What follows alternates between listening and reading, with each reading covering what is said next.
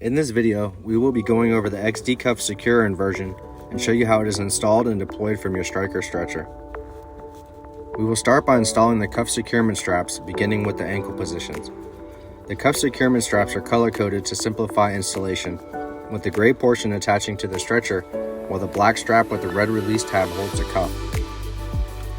As you can see here, the end of the gray portion is fed through the plastic loop and attached back to itself and a portion of the black cuff strap. Next, we will install the left wrist position. This is located on the foot lift portion of the stretcher near the patient's left foot.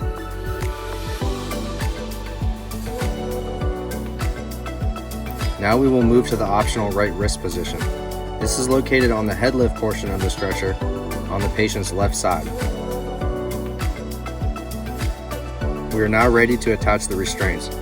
Start by wrapping the end of the stretcher anchor around the frame rail and then pass the cuff back through the form loop.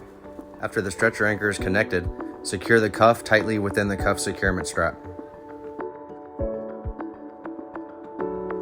Now we will secure the left wrist restraint. Again, feed the cuff through the stretcher anchor and store back within the cuff strap.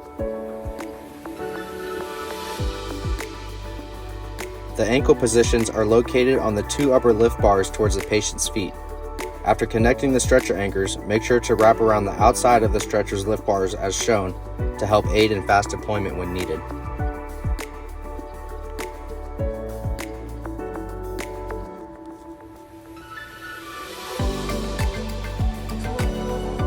Some users prefer having both arms down, so if your lead medical authority prefers, remove the right wrist position from the head of the stretcher and switch it with the foot lift portion as shown here.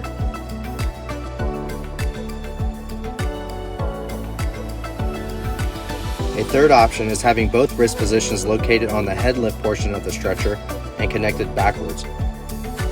Here are a few shots showing how that's done.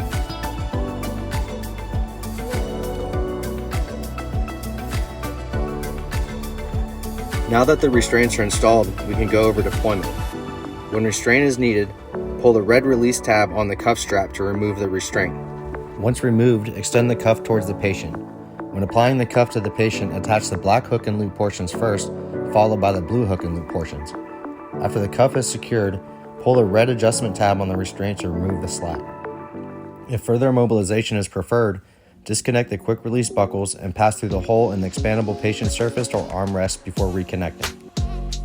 For the optional right wrist position, release the cuff and disconnect the quick release buckles. Attach the cuff to the patient's right wrist and feed the connecting strap and male buckle through the hole in the head lift portion of the stretcher before reconnecting.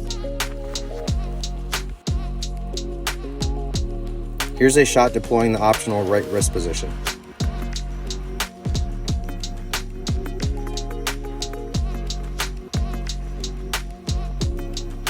The restraint cuffs are also color-coded for simplicity, green grass for the ankle and blue sky for the wrist.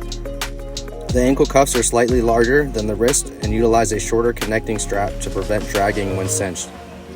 It is recommended to crisscross the ankle restraints for optimal immobilization of the lower extremities.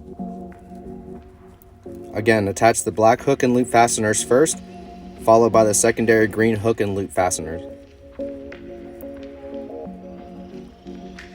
Once the slack is removed in the connecting strap, the buckle's design is highly effective in staying cinched.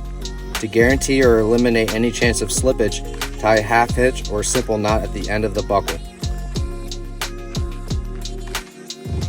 XDcuff reusable restraints are machine washable and can be cleaned with bleach and other heavy industrial cleaners.